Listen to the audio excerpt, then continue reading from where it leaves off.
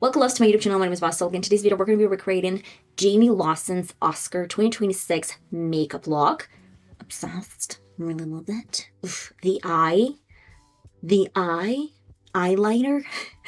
If you're interested, stay tuned. We're going to get started in a sec. But real quick, I want to mention that the entire foundation I'm going to be describing with a voiceover. The rest of my eye and lip makeup I'm going to do in a way like I'm doing right now. So let's get started.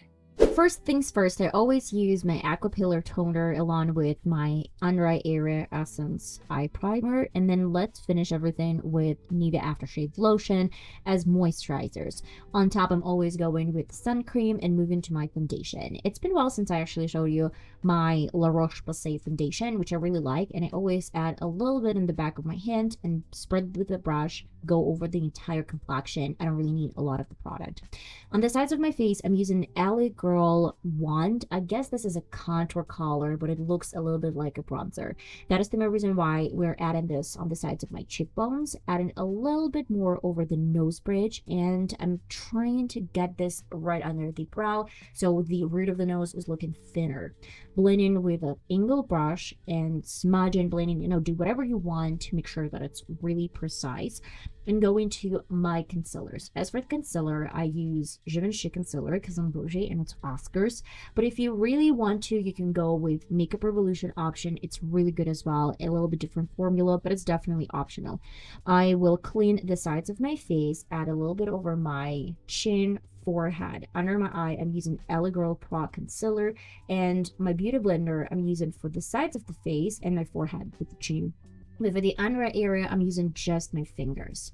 Let's set everything in place with Catrice powder. This is pressing powder that I actually broke years ago, and right under my eyes, but it's not directly under my eyes, really close to the nose area. I'm adding a little bit more powder because it tends to be a little bit more glossy and shiny throughout the day. And for the rest of my face, I use Big and Fluffy brush because it's not giving too much powders. Let's move to my bronzer. This is going to be from e.l.f. Cosmetics, and we're going to emphasize my previous creams that I used for the sides of my face, basically cheekbones and my nose contour. We're gonna emphasize all of the colors that had to be a little bit brighter. Moving to my blush. This is gonna be an orange blush, but you can use any blush you prefer. You can even go with a little bit of contour instead of bronzer, just in case you prefer this most. And I did not use some highlighter, like bright and beaming highlighter, because for this matter, we need soft, shitty highlighter to get this over the entire complexion, or you can use even highlighter powders that are super popular right now. I'm going to set everything in place with a fix and spray. Mine is from Essence, and it's given a little bit more matte finish.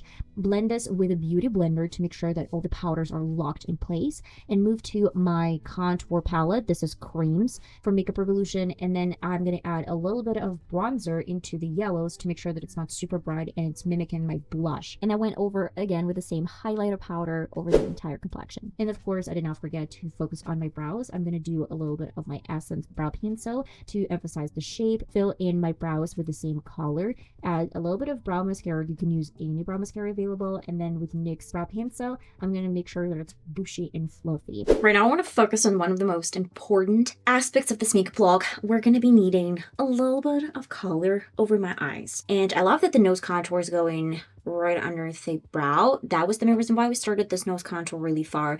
And if you need to, you can always enhance this shade a little bit more with a similar color that we used to work on the nose contour.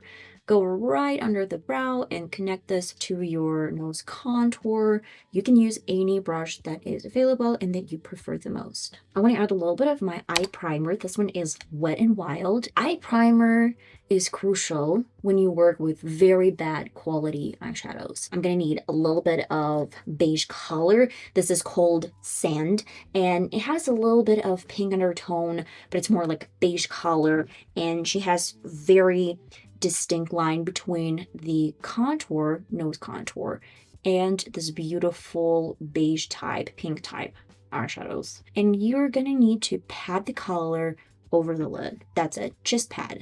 Now I need my black eye pencil. This is Roll It Up J-Cat, and I would say that I really like the formula. It doesn't smudge, it stays in place for a long period of time, so it's not like a bad product, not at all. That's why we're gonna get started from my waterline, and I'm going toward the inner part of my eye. I want to add a little bit more right here, following the natural shape of my eye. And now I'm going with the same black pencil over my entire length of the lash line, but I try to keep it really close to the lashes. Okay, great. Just diffuse a little bit of this line. I don't like that it's too harsh. I need the color Bay from the same palette. And I want to mix in a little bit of micellar water. That is the ultimate trick. And a lot of the times people ask me, okay, is it going to stay for a long period of time if I add a little bit of micellar water into an eyeshadow powder? And when I say that it's going to stay there till the rest of the day or up until you take off your makeup, it's true.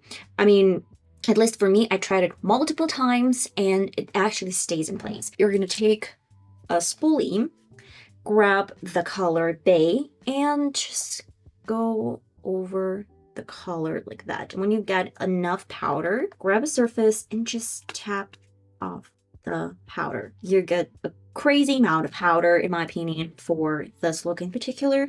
And then you need 1 drop of micellar water. You don't really need more, just a small drop. And if you need more later, you can always add more. But for now, we're going to start small because most of the time, 1 drop is more than enough. Let's just mix this in with my liquid formula and my dried formula. We're gonna add a little bit of powder. It's a little bit different color. This is Pamplona, I guess.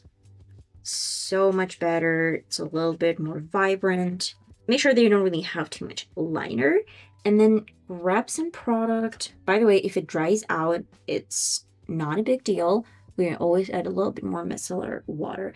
So it's going a little bit up. Like that. And we're going back from the middle part of the line. Like this. We're gonna add a little bit along the entire lower lid. And then with the color that I showed you guys, this is Pamplona. I'm gonna probably mix this in with a little bit of Bay, but now we're gonna use only dry formulas. Just work over my previous shades just to emphasize the color a little bit more. And with this tiny brush, let's work a little bit more on perfection side. And you can tell that right now, it doesn't look too sharp. It's just a little bit more blended shape into my previous colors. And now I'm kind of setting the color black with a little bit of the leftovers from the blue. Let's coat lashes with mascara. Today I'm using Power Lash Volume Mascara from Makeup Revolution. To complete this makeup look is basically my lips. I'm gonna need a little bit of this lip cream, Long Lasting Matte Magic lipstick. It's called Beige Sensation 15. We need a little bit, go over your lips. And I have my lip pencil. This is caramel color. It's really similar to this nude shade.